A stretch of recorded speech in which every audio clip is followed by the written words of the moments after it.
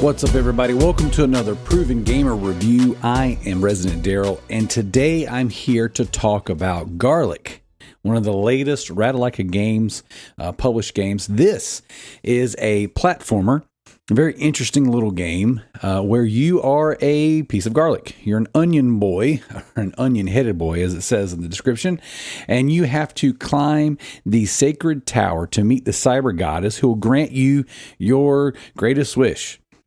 Initially playing this game, I was like, wow, this is a pretty interesting little premise, interesting and being kind of silly. But hey, you know what? It looks pretty fun, and we will give it a go. So what I'm going to do is I'm going to talk about some of the features of the game, some of the things that are actually on the back of the box in quotations, and then I'll get into my overall impressions of the game, and then kind of tell you where I stand. So, inspired by classics of the genre, Garlic is a tough but fun platformer outing, perfect for the new and experienced players alike. Walk, jump, and dash your way through levels full of enemies, traps, innovative platforming mechanics. The game includes many checkpoints to not get frustrated in a simple and fun mechanic with the option of performing amazing combo dashes. This game does exactly what it says it's going to do.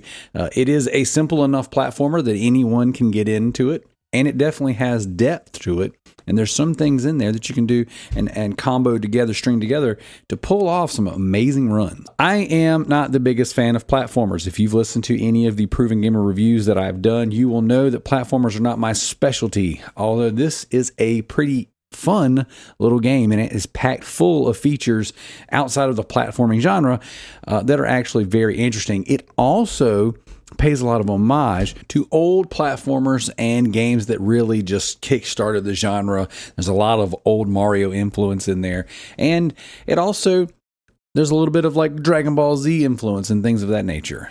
So the game is a pretty interesting little game, and albeit a pretty fun game, even for someone who doesn't necessarily love platformers. Now, the game starts off with your little garlic guy. He's a muscle-bound, again, there's a little Dragon Ball Z influence in there, but he's a muscle-bound garlic boy, and he runs into the cyber goddess and says, hey, if you make it to the top of this tower, I will grant you your wish. And so you proceed to do so.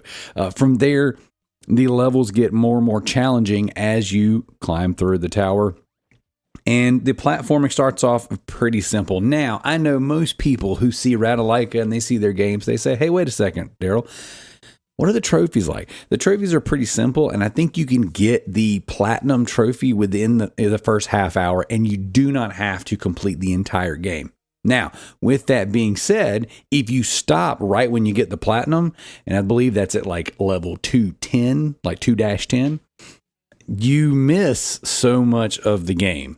And the only reason I actually continued past that was because the interstitial things, not necessarily the platform and the actual mechanics of playing the game, but the extra stuff. Now, when you meet the goddess, you go, okay, cool, whatever. I'm going to dive into this thing.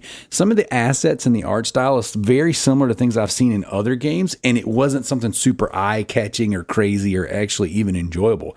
As a matter of fact, I looked at this game initially and I was like, this seems like a bit of an asset flip. I've seen this before. I've seen many, many games, especially from Ratalaika, that look and play a lot like this.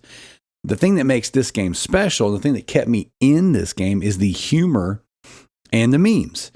And you say, well, wait a second. What do you mean the memes? So this game has little cutscenes and little pieces throughout that tell the story of what's going on, and it's really funny. As a matter of fact, it's like a modern day platformer with, retro aspects to it, with, inundated with like meme culture. It's pretty funny, actually.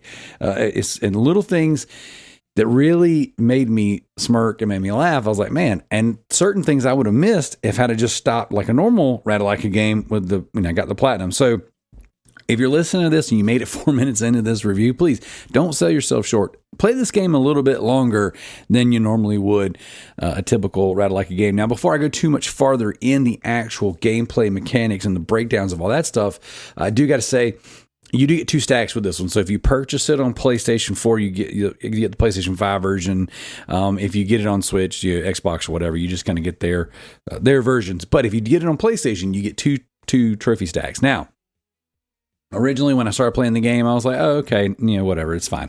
And it is just that. If you don't like platformers, you're probably not going to like this game. The thing that hooked me was the humor and the fun stuff into it. And what I mean by that is there's little mini games periodically. So you'll knock out a couple levels. It's a very old Mario when it's like World 1, Stage 1, World 1, 2, 1, 3, 1, 4, 1, 5. And so you'll do the platforming, and I don't want to say it's very reminiscent of Meat Boy in a sense that you can jump onto things, cling on walls, bounce around, dash, whatever, but it's not Super Meat Boy difficult. So please don't hear that and go, oh my gosh, you compared to Meat Boy. No, there are tough sections, and there are certain areas where they want you to do things that you don't necessarily pick up on immediately. But it's definitely not that level of difficult. But it's fun enough to where once you play through certain levels and you're like, okay, maybe I'm feeling this, maybe I'm not. But then here's this funny little mini game. And some of these mini games might be the muscle-bound garlic boy, stoically walking across a path and having to dodge cigarette butts. And if you step on these cigarette butts, they set your feet on fire. It might be picking up cans or whatever. And you're doing this to build up your little style meter. And your ultimate goal is trying to impress the goddess so that you can end up with the cyber goddess. One of the funniest mini games in there was this one where you're hiding in a locker and you see the goddess in there changing. And the characters, of course, his eyes are all poked out. It's very memeified when, just the silliness. He's sweating. I mean, it's a little bit of just a lot of humor. And then all of a sudden she's like, wait a second, is there someone looking here? And then the mini game is you phasing / teleporting. You take 2 fingers and you put it on your forehead and you phase teleport into other lockers so that she doesn't catch you peeping in on her. And then as she goes and opens the lockers, you have to jump between them. There's another mini game where it goes into first person mode and you have to throw trash into a trash can and some of it's dirty underwear and things like that. And the game, it was just stuff like that. It made the game really funny. Like I really enjoyed, the way it looked. And now there are tons of boss battles. As a matter of fact, in the features section on the write-up, it says that there's many checkpoints to not get frustrated. Platform action gameplay, nostalgic pixel art, epic boss battles, and funny story of heroism. It does all that stuff, yes. Do I think that the boss battles are epic? Some of them are pretty good. Some of them are very frustrating, especially towards the end of the game. Incredibly frustrating, as a matter of fact. Some of them I was like, nope, I'm not doing this right now. But for the most part, the early game stuff where you get your trophies and get out, for the trophy hunters, those are definitely manageable. But the funny story of heroism is definitely the thing that grabbed me and kept me going, and I definitely enjoyed that the most out of the rest of the game. Now, when it talks about the pixel art, it's fine. I didn't love the art style. I didn't think the sound design was all that special. I didn't think the music was all that great. And the fact that it does give you a ton of checkpoints so that you don't get too frustrated, that exists, and that is a real thing, and that was super helpful. Because I don't know personally if I would have stuck with the game had that not been the case. I just don't enjoy this type of game enough to fight with it. Now, if you do enjoy platformers and you do enjoy something that's a little challenging and you do enjoy something that's, funny and fun to play and for a decent price, then yes, absolutely. I highly recommend the game. And it's got...